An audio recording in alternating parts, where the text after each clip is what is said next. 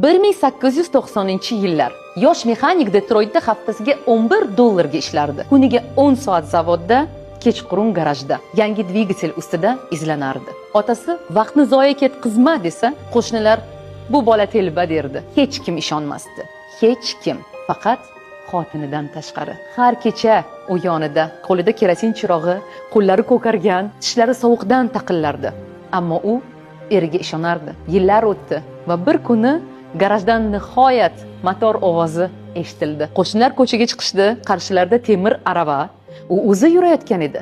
Ichida telba va xotini. Bu telba Henry Ford edi. Yillar o'tdi. Bir kuni jurnalist undan so'radi: "Agar boshqa hayotda yashasangiz, kim bo'lishni istardingiz?" Ford jim turdi.